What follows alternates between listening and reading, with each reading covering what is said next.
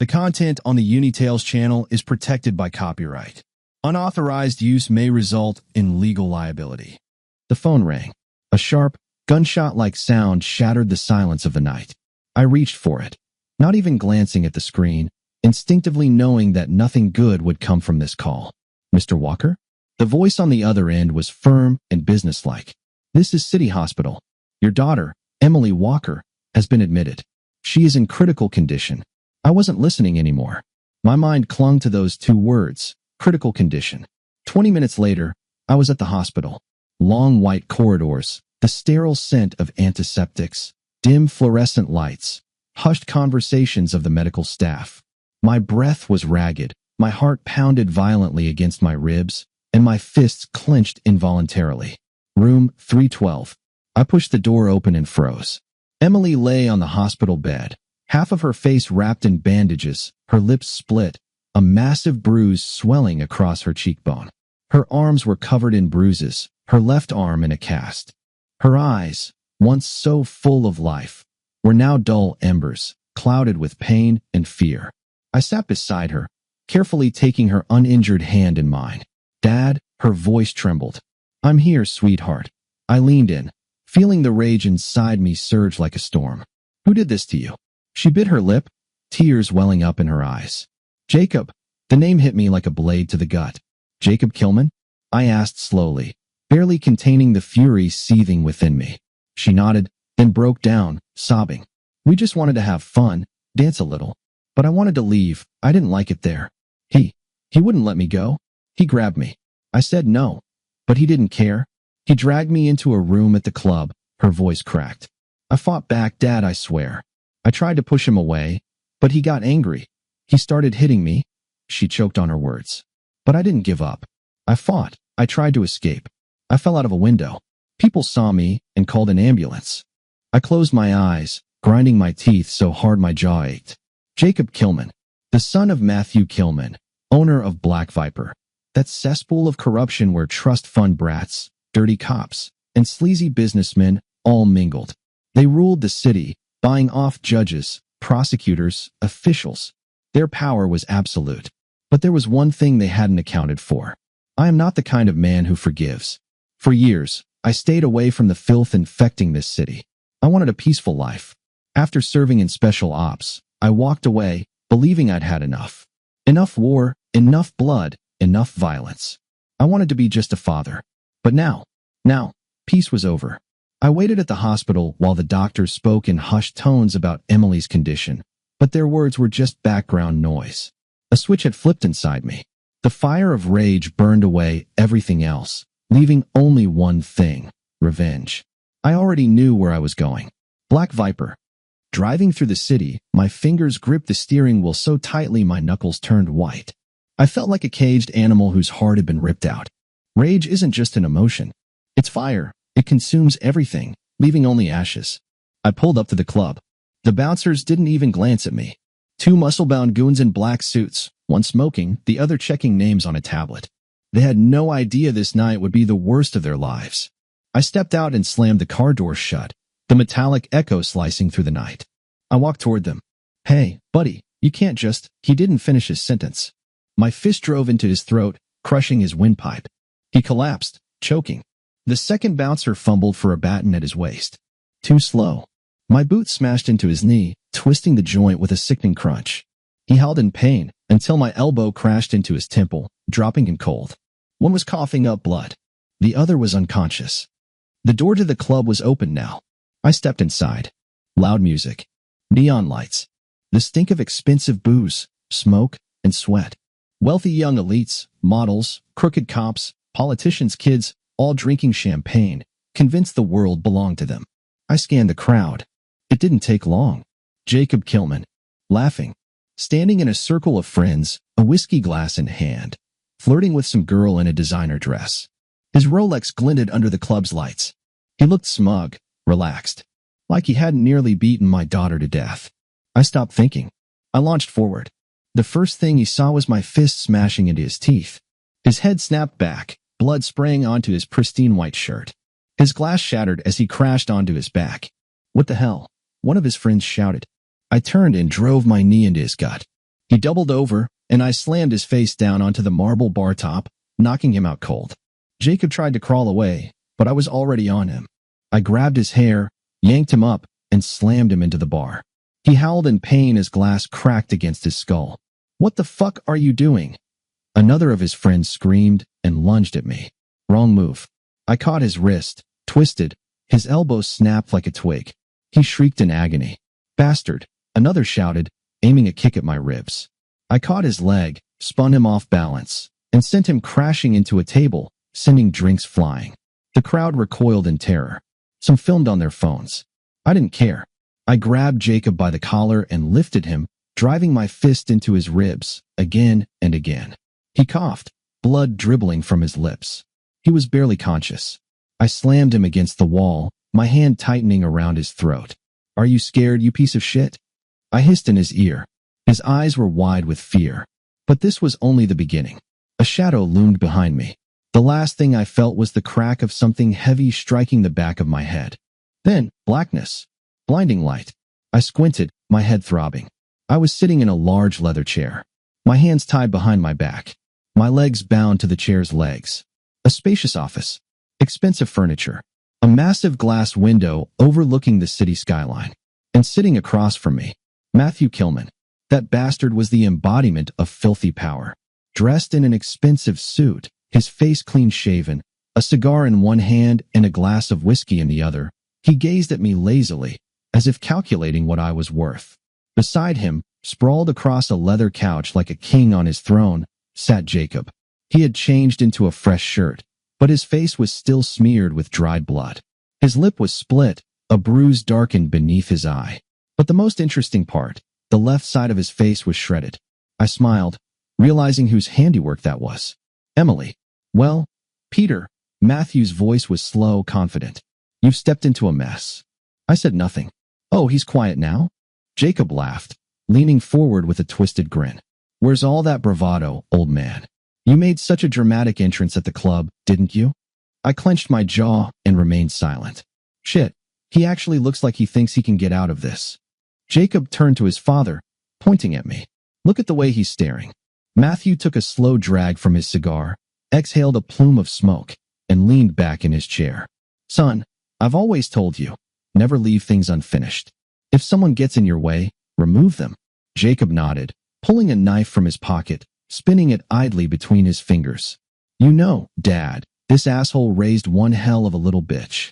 I tensed, but the straps held me in place. "Oh, look at that fire." Jacob laughed. "Yeah, you're precious, Emily." That little whore clawed up my face. He suddenly leaned in, his battered face contorted with rage. I should have broken her even more. My breath came heavy, ragged, seething through clenched teeth. My entire body burned with fury. "Well, hero," Jacob went on, shoving my shoulder, "how does it feel? How does it feel knowing you're helpless? That you're here, tied up in my house, while I get to do whatever I want?" I spat in his face. For a second, the room went silent. Then came the crunch, his fist slammed into my jaw. My head snapped sideways, the coppery taste of blood flooding my mouth. "You piece of shit," he roared, pulling back for another hit. "Enough, son." Matthew's voice was ice, steady and absolute. Jacob froze, chest heaving. "We're not savages," Matthew continued, taking another drag from his cigar. "We're businessmen. We solve problems." He turned his gaze to me, offering a slow, indifferent smile. "And you, Peter, are now a problem?" I lifted my head, my glare filled with nothing but rage. "I'm going to bury both of you." They laughed. For now. But I knew their laughter would soon turn to screams. Matthew leaned back, exhaling smoke, snuffing out his cigar against the rim of his crystal glass. His eyes held the weary confidence of a man who had spent his life bending the world to his will. "Peter," his voice was smooth, almost friendly, which only made it more repulsive. "You do realize this is all your fault, don't you?" I stared at him, blood pounding in my temples. "You could have lived," he went on. "Could have walked away, taken your little girl, and been grateful she got off with nothing but a scare. But no, you had to play the hero." Jacob burst out laughing. "And now you're gonna die, you dumb bastard." Matthew silenced him with a gesture, then turned back to me, his voice dropping lower, colder.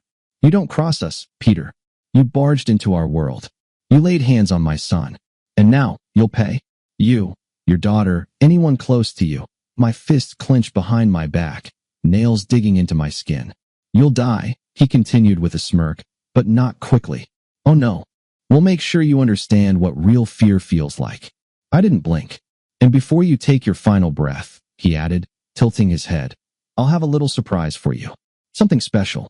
You'll see it right before you die. Jacob let out a giggle. Oh, Dad, I love the sound of that. Matthew shot him a quick glance before turning to the two guards by the door. Take this dog away. Bring him to Johnny. My heart slammed in my chest. Johnny the bone breaker. That scum ran the city dump, but in reality, it was a graveyard for the unwanted. People who needed to disappear vanished there. Their bodies crushed in compactors, burned in waste pits, buried beneath rotting tires. Tell Johnny to make this one special, Matthew said, pouring himself another drink. Draw it out. Let him enjoy himself. Jacob crouched in front of me, grinning. Final ride, old man. Ready for your VIP tour of the scrapyard? I didn't answer. A moment later, two gorillas grabbed me under the arms and dragged me out of the office. But if they thought I was already broken, they didn't know me at all. The scrapyard. The end of the road. They hauled me out of the car and dumped me onto the filthy concrete. The air was thick, choked with the stench of burning rubber, motor oil, and rot. Under the floodlights, I could see mountains of scrap metal, rusted car frames, and massive industrial presses designed to crush anything or anyone that ended up inside. Johnny, one of the guards called out. Special delivery from the boss. From behind a pile of scrap, he appeared. Johnny the bone breaker. Tall, wiry, with fingers that never stopped twitching, rolling a cigarette, adjusting the grimy apron he always wore. His eyes were dead. A man who saw pain as nothing more than entertainment. Well, he drawled, stepping forward, looking me up and down with idle curiosity. Is that really Peter Walker? Was him, one of the guards snorted. Johnny smirked, flicking ash onto the ground. The boss said to make it memorable, huh? Yeah, nice and slow. Johnny nodded, rubbing his chin. Then I've got just the idea. The infernal machine they dragged me into my own car, an old but sturdy Chevy Impala. Hands on the wheel, hero, one of the goons sneered. They cuffed me to the steering wheel. I tried to jerk free, but their grip was ironclad. Nice ride. Shame it'll be your coffin by the end of the night, the second guard said, patting the roof. I glanced ahead. Just a few meters away stood a hydraulic press, a monstrous metal construct, its open jaws waiting to snap shut. What do you think? How long will he last? One of them asked lazily. Well, the press crushes from both sides. First the windows, then the doors, then the bones, the other chuckled. 5 minutes, tops. I closed my eyes, forcing myself to breathe evenly. I was trapped. But this wasn't the end. They made a mistake. They were still breathing. A gift from Matthew O. Johnny suddenly exclaimed. Almost forgot. He pulled out a tablet and mounted it onto the dashboard in front of me. I looked, and I saw it. Jacob, in my bed, with my wife, Deborah. She writhed beneath him, moaned, gasped, arched her back. Like a whore. I stopped breathing. You filthy bitch, I rasped. Jacob's laughter rang out from off-screen. Didn't take much convincing, old man. Deborah's moans filled the speakers as she clawed at Jacob's chest, screaming in pleasure. Bitch, bitch. Bitch. I lunged, but the cuffs bit into my skin. Start the press. Johnny shouted gleefully. The metal groaned. The press came to life. The windows cracked, the roof began to buckle. And in the background, my wife's moans kept playing. But if they thought they had broken me, they were wrong. Their nightmare was about to begin. Hell wasn't for me. Hell was for them. Steel screeched. The press tightened. The car crumpled, the space around me shrinking, the air thick with metal and rage. But I wasn't going to die. They had no idea who they were dealing with. I closed my eyes, focused, took a deep breath, and with one violent motion, dislocated my right thumb. Crunch. Pain. But I didn't make a sound. Another sharp pull, my wrist slid free from the cuff. I gritted my teeth and wrenched my other hand loose. No one was even watching. The escape, I slammed my shoulder into the door before it jammed completely. Metal groaned, glass shattered, and I exploded out of the wreck like a predator freed from its cage. The first guard, standing closest, didn't even have time to turn. I grabbed the back of his head and drove his skull into the concrete. Once. Twice. 3 times. A sickening crack. Blood splattered across the filthy ground. The second guard yelled, scrambling for his gun. Too slow. I drove my fingers into his eyes. He shrieked, stumbled back, clutching his face. I swung, my knee slamming into his throat. He collapsed, choking. But I wasn't letting him die quickly. I straddled him, grabbed a fistful of his hair, and began to hammer my fist into his face. Blow after blow, until his features were nothing but a crimson mess. This one for Emily. This one for me. This one for everything you did. By the time I raised my head, my breath came in ragged gasps. Johnny's turn. Johnny stood there, pale as a corpse, his eyes wide with terror. No, no, no. He turned and ran. I was already after him. His turn had come. The end of Johnny the Bonebreaker. Johnny ran. Not fast enough. I grabbed his collar, yanked him back, and he hit the concrete with a scream. Dust rose, mixing with the stench of blood and motor oil. Peter, listen, he howled, pushing himself up on his elbows, voice shaking.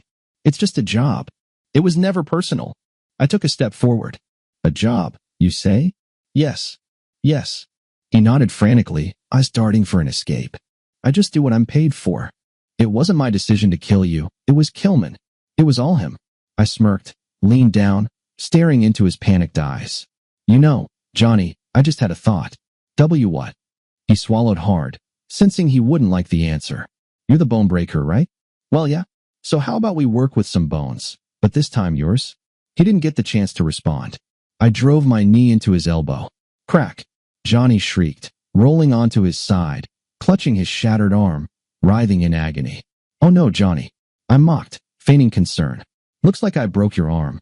You can fix that, right? You are the Bonebreaker, after all. You son of a... HHH. One's not enough. Gotta make it symmetrical.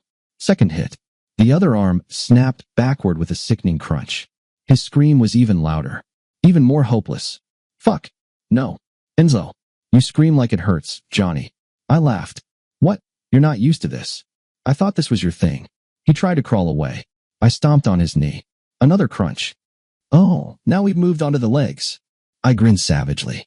You know, you're looking pretty flexible now. Maybe I should sign you up for the circus? The human pretzel. What do you think? Pee, please. Peter, he whimpered, his body twitching like a broken doll. Let's make a deal. Oh, Johnny. We already made a deal. I lifted him by the collar with one hand, dragged him across the ground, then hurled him straight under the press. He flailed, his broken limbs dangling uselessly like a rag doll. No. Peter, no. I'll do anything. I'll work for you. I'll bring you Kilman's head.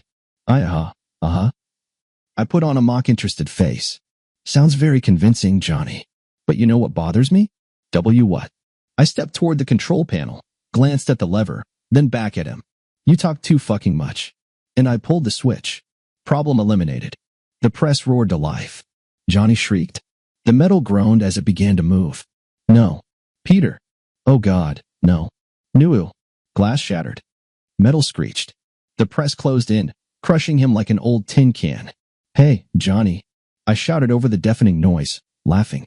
Still call yourself the Bonebreaker? His screams gurgled into nothing as the pressure snapped his bones, caved in his ribcage, squeezed his eyes from their sockets. And then silence. It was done. The press ground to a halt. A dark stain spread beneath the steel plates. I wiped the blood from my face, exhaled, and glanced up at the dark sky. One less bastard. But this was only the beginning. The Kilmans were next. The scrapyard fell into dead silence. The air was thick with smoke, blood, and the stench of death. I stood there, breathing heavily, wiping my forehead with my sleeve. Johnny the Bonebreaker wouldn't be breaking anyone ever again. He was nothing more than a shapeless smear beneath the press. Then, through the quiet, a low vibrating sound cut through the air. A phone. I turned. Johnny's cell lay on the ground, screen glowing, buzzing against the dirt. The name flashing across it? Matthew Kilman. I grinned. Looks like he couldn't reach his little monsters. I crouched down, plucked the phone from Johnny's pocket, and stared at it. Well, now what a pleasant surprise. I pressed answer. Johnny, are you done with our friend yet? Matthew's voice was cold, businesslike, indifferent. I stayed silent. A second passed. Then another. The pause stretched longer than he expected. Johnny. His voice tensed. My grin widened. Johnny can't come to the phone right now, Kilman. Silence. I could hear his breathing, could hear the way he froze, the way his mind scrambled to process what he had just heard. Peter? His voice was sharper now, but beneath it, I caught something else. A drop of fear. That's right. Well, what the fuck is going on? I laughed. Low. Cold. Inhuman. What's happening, Kilman, is something you never saw coming. Something you fear more than anything else. Where are my men? He roared, but I could hear the panic bleeding through. I looked around. Oh, they're here. Well, in a sense. One without a head. Another without eyes. And Johnny? I chuckled, nudging the bloodstain where a man had been just minutes ago. Johnny became a piece of modern art. I think I'll call it red sludge under pressure. You son of a... I cut him off. I'm coming for you, Kilman. You're dead. You hear me? He screamed, trying to reclaim control. You won't even make it to my door. You're wrong. I spoke quietly, calmly, but every word was a nail sealing his coffin shut. You can barricade yourself in your mansion. You can surround yourself with guards, hide behind your cops, lock yourself in the basement, or fly to the other side of the world, but it won't help you. You won't do shit. No, you won't do shit. He went silent. I could hear him breathing, hear him struggling for words that wouldn't come. You know the difference between you and me, Kilman? I asked. What? His voice cracked. You play God because you think you own this city. But I've been to hell. And unlike you, I know how to crawl back out. I heard his fear. He had no words left. Wait for me, Matthew. And then I crushed the phone in my hand. The Kilmans thought they were at the top of the food chain, but I had just entered their forest. And now, I was the hunter. I couldn't waste time. They would go after Emily. Kilman was afraid now, and bastards like him were at their most dangerous when cornered. I knew he wouldn't wait. He would do everything in his power to erase me and wipe out my family. I bolted, jumping into one of the dead guard's cars. A black Tahoe. Powerful.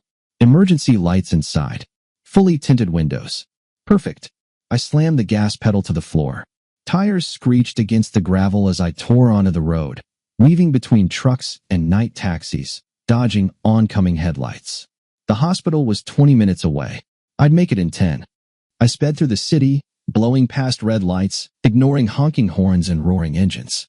But as I flew past my house, I slowed. And I saw it. Flames.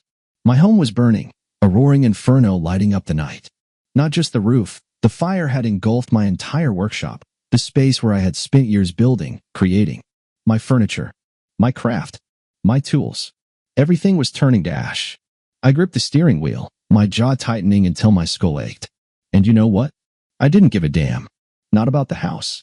Not about what I had built. Not even about my wife, who might have been burning inside along with it. She deserved it. She led those bastards to my family. She betrayed us. If she was in there, let her burn like firewood in my damn fireplace. But I had no time for the past. I yanked the wheel and hit the gas again. Emily was waiting, and I wasn't going to be late. The hospital was just ahead. I could see it now, tall, white, neon signs glowing in the dark, streets quiet with barely any traffic. And then I saw the car. A black Tahoe, just like the ones at Black Viper. They were already here. I slowed, watching. Through the half-open window, I saw the driver.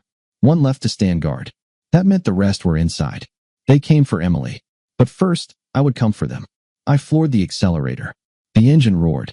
Headlights lit up the driver's face as he looked up, just in time to realize what was coming. What the? Crash. The black Tahoe crumpled like a tin can.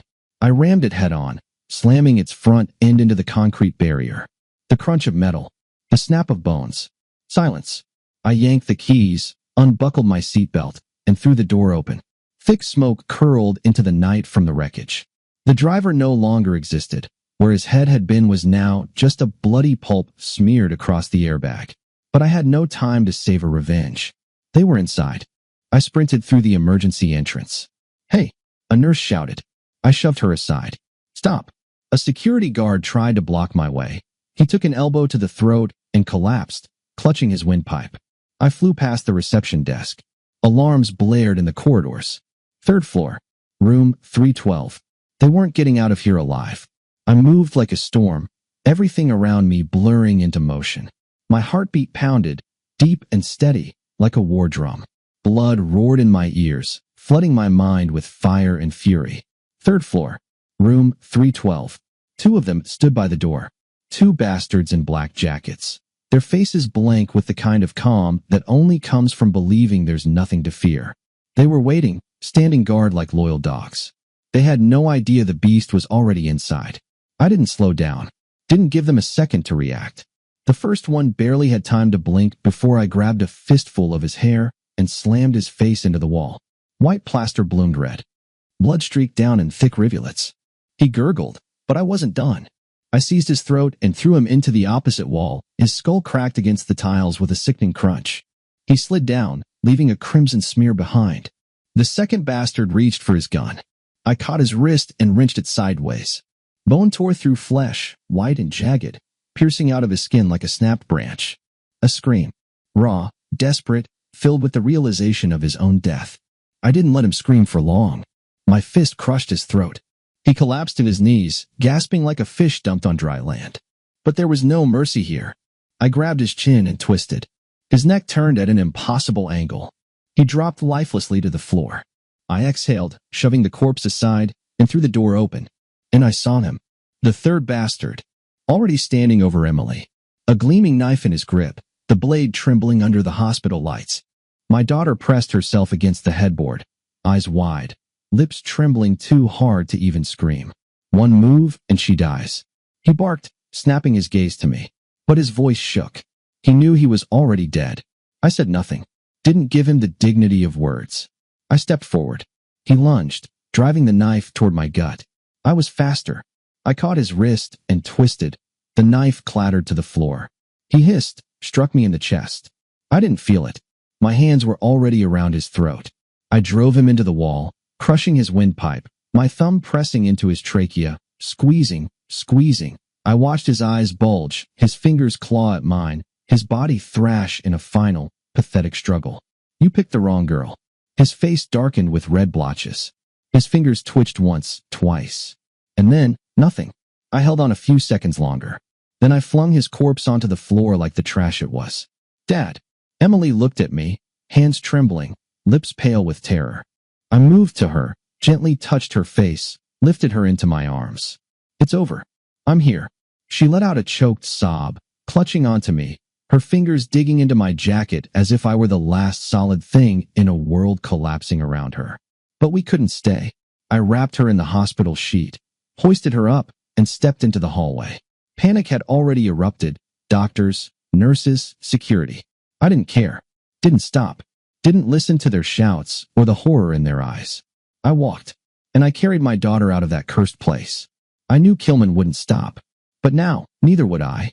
I tore through the city, gripping the wheel tight, the gas pedal pressed to the floor. Emily lay in the back seat, wrapped in a sheet, her breathing uneven, shaky. I could hear her quiet sobs, but she was holding on. My girl had always been strong, but I knew she needed rest and medical care. I couldn't take her to a regular hospital. Kilman could reach her there, too. But there was one man I could trust. Adam Randall, my old friend. We served together, went through hell side by side. After leaving the military, he didn't return to the system. He opened a private clinic outside the city. Small, but top of the line. Most importantly, it was safe. I reached for my phone with one hand, hit speed dial. Ringing. Once. Twice. He picked up on the third. Randall. Adam, it's Peter. Silence. Then, his tense voice. Shit, Walker. If you're calling in the middle of the night, that means trouble's coming. It's coming, Adam. And it's big. Talk. I need help. I glanced at the rearview mirror. Emily. Pale. Broken. My teeth clenched. It's my daughter. They hurt her. Badly. I'm bringing her to you. Adam didn't waste time with questions. What's her condition? Concussion. Possible internal injuries. Multiple bruises. Broken arm. You're on your way? Yes. I'll be there in 20 minutes. Adam exhaled. Listen to me, Peter. I'll have everything ready. The place will be clean, no outsiders. The doors will lock behind you. No one will know she's here. But you son of a bitch, you owe me an explanation. I let out a dry chuckle. There was no humor in it. They crossed the line, Adam. Kilman? Yeah. You realize there's no going back from this. Back. I gripped the wheel tighter, my nails digging into my palm. I had no intention of going back. Adam sighed. Be here in 20 minutes. I'll be ready. Thank you, my friend.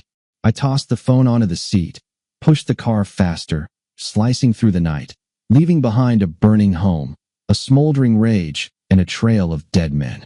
Right now, all that mattered was Emily. But after that, it was Kilman. I tore down empty highways, leaving behind the dead city that no longer had a place for me. When I pulled up to Adam's clinic, the gates were already open. Surveillance cameras tracked me, but I knew only Adam would ever see those recordings. He had planned for everything. I killed the engine, stepped out, and opened the back door. Carefully, I lifted Emily into my arms. She barely reacted, letting out a faint whimper as I held her closer.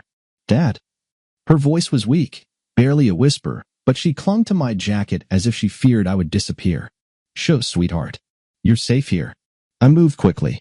Adam was already waiting at the entrance, wearing a white coat, gloves on his hands. His gaze flicked from Emily to my face. He must have seen the storm carved into my expression. "Put her on the stretcher." I laid my daughter down, but didn't let go right away, letting her squeeze my fingers tighter. "I'm here, sweetheart. You're in good hands." Adam nodded, his hands already moving, checking her vitals, her pulse, her breathing. "You need me, Peter?" I clenched my fists. "No. She needs you." He understood. There was no stopping me now. "Where are you going?" I turned to him, met his eyes. "For weapons.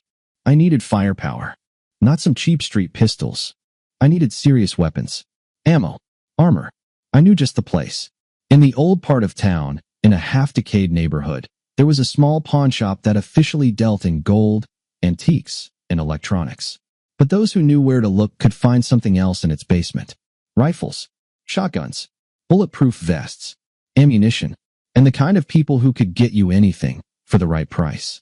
The place was run by an old war profiteer known as Papa Ray, a former quartermaster who once supplied weapons to military units that didn't officially exist. I had saved his ass from a tribunal years ago. He owed me. I slammed the gas pedal, heading straight for his den. Kilman thought it was over? Fuck that. The war was just beginning. I didn't slow down. The car roared onto the old street, the underbelly of the city where all its dirty business thrived. Papa Ray's pawn shop looked like any other rundown buy-and-sell joint. Grimy windows, a flickering neon sign, a piss-soaked alley beside it. But behind those heavy doors was an armory big enough to start a coup in a couple of third-world countries. I stepped out, shoved the door open. The stillness of the shop shattered with the sound of bolts being pulled back. Well, from behind the counter, Papa Ray rose. Fat, bald, a thick gold chain on his neck, a cigar clenched between yellowed teeth. His cloudy eyes landed on me, and he instantly knew I wasn't here for a Rolex. "Peter Walker? Alive, huh?" He smirked. I didn't answer. No time for old conversations. "I need weapons." Ray raised an eyebrow, pulled the cigar from his mouth, studying my face. "Something serious?" "Oh yeah." I stepped inside, shut the door behind me, locked eyes with him. "I need everything you've got. Rifles, grenades, ammo, and armor." He tilted his head, then grinned. "Well, shit. If you're walking into hell, might as well bring the best toys." He led me into the basement. Behind a reinforced steel door, a killer's playground. I picked 416 Hong Kong dollars with a suppressor, underbarrel grenade launcher, and red dot sight. 2 Berettas, silencers included. Several grenades, a couple of smoke bombs, and some C4, for good measure. A Kevlar vest, tactical backpack. Ray watched me like an old merchant selling death. "You're not planning on coming back, are you?" I strapped on the vest, met his gaze, unreadable. "I'll be back." But not as the man who walked in. I grabbed my gear, slung the rifle over my shoulder, and walked out. Now, it was time to turn all this shit into dust. The club pulsed with life. Loud music. The glow of overpriced liquor. Rich kids. Whores. Dirty cops. All of them thinking they were untouchable. I pulled up in the stolen Tahoe, eyes scanning the dark figures by the entrance. They weren't expecting me. I stepped out casually, rifle hidden behind my back, moving straight toward them. "Hey, asshole, stop right there." One of the guards took a step forward, reaching for his gun. He never got the chance. I shot him in the knee. He collapsed, howling in pain.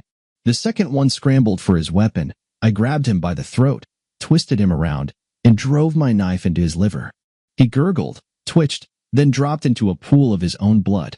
The last guard, the one writhing on the ground, trembled in agony. "Where's Kilman?" I barked, pressing the muzzle against his forehead. "P-Penhouse," he wheezed, spitting blood. They're upstairs. Guards everywhere. You won't make it. I smashed the rifle but across his face, leaving him to bleed into the pavement. I was already inside. Now it was their turn. I kicked open the club doors, raised my rifle, and unleashed a burst into the ceiling. Panic. Screams. People scattered, drinks crashing to the floor, bodies stumbling over each other. Everyone out. I roared, shredding the bar with gunfire. Bottles exploded into a storm of glass and liquor. The crowd stampeded for the exits. I didn't need them anymore. I reached into my pocket, pulled out a handful of grenades, yanked the pins. Burn in hell, Kilman. I tossed them into the center of the room and walked out just before the blast tore the place apart. Behind me, Black Viper was engulfed in flames, an inferno swallowing its filth. But I was already driving toward Kilman. Game over. Time to settle the debt. Matthew Kilman's tower loomed over the city like a goddamn tombstone for crime lords. A monolith of glass and concrete, swarming with security thick enough to guard a president. But I was already here. I stepped out of the car, scanned the entrance. 4 guards. 3 armed. 1 smoking a cigar, leaning lazily against a pillar. They weren't expecting me. But the war had already begun. I crouched, drew my Beretta, and put a bullet through the first guard's eye. A muffled pop. A choked scream. He dropped. The second spun around. I shot him in the throat. He collapsed, gurgling, hands clawing at his shredded trachea. The third dove for cover. I lobbed a grenade at his feet. A dull boom. His body slammed against the wall, smearing glass with his insides. The last one, the guy with the cigar, froze. His cigarette slipped from his lips. He reached for his gun. Too late. I shot him in the kneecap. He shrieked, collapsed, tried to crawl away. I walked up, crouched beside him. Where's Kilman? Go, to hell, he rasped. I shoved the barrel into his mouth and pulled the trigger. His skull split open, painting the concrete in red. I moved through the building, dim lights, security cameras, heavy locked doors. I moved silently. 2 guards in the hallway. First one, knife to the carotid. Second, 3 shots to the chest. I ascended, floor by floor, systematically tearing through them. Blood pooled over marble floors. Walls were riddled with bullets. Bodies piled up like garbage. They couldn't stop me. But then pain tore through my left shoulder. I staggered. Blood streamed down my arm. I'd been shot. A sniper. Upper balcony. I ducked behind cover, ripping a smoke grenade from my vest. I hurled it onto the balcony. The cloud erupted, blinding him. I shifted position. By the time he squinted through the haze, I emptied a full burst into his chest. He collapsed. Pain wouldn't stop me. Pain didn't matter. I charged up the stairs, killing everything that moved. Now I stood before the penthouse door. Behind it, 2 bastards. Matthew and Jacob. I took a deep breath and kicked the door in. The door flew off its hinges.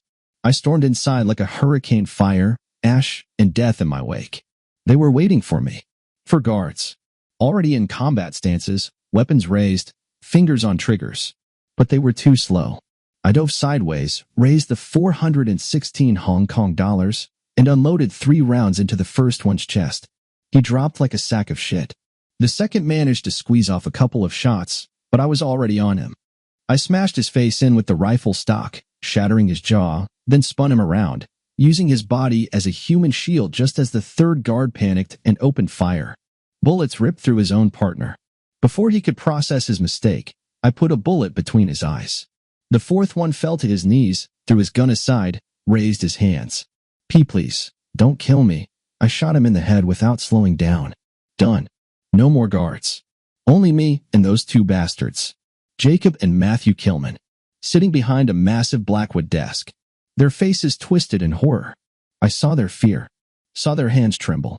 Saw Jacob slowly reach for his waistband, thinking he could grab a weapon. I shot first. Bang. The bullet shattered his right leg. He screamed, toppling off his chair, blood gushing onto the marble floor. Ah, fuck. Matthew tried to jump up. I put a bullet in his knee too. Another scream. More blood. Now both of them were on the floor, writhing in agony, clutching their mangled legs. I stepped closer, slowly, pressed my boot into their wounds. Their howls of pain filled the room. Well, my voice was as cold as steel. Which one of you wants to die first? Matthew tried to talk first. Peter, let's be reasonable. I kicked his shattered knee. He screamed like a wounded dog. Oh, now you want to be reasonable? I sneered. You weren't thinking about that when you sent your dogs to kill my daughter. It was just business.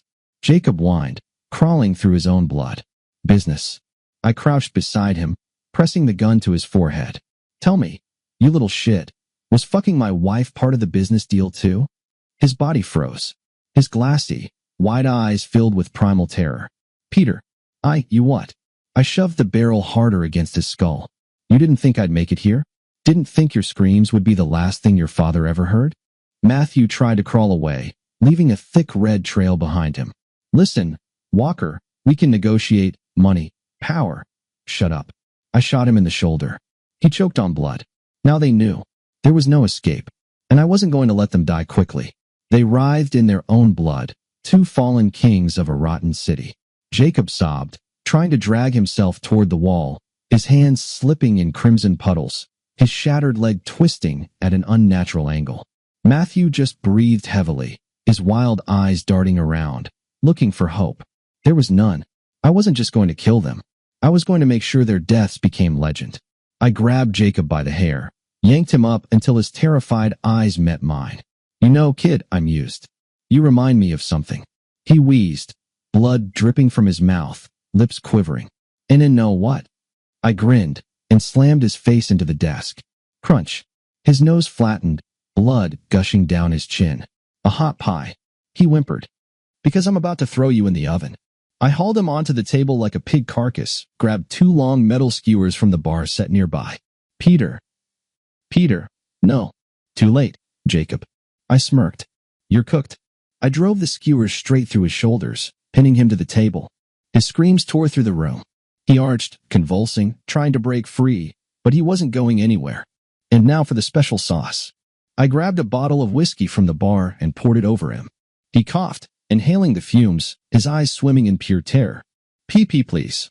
I pulled out my lighter. Click. The flame flickered to life. I smiled, tossed it onto his chest.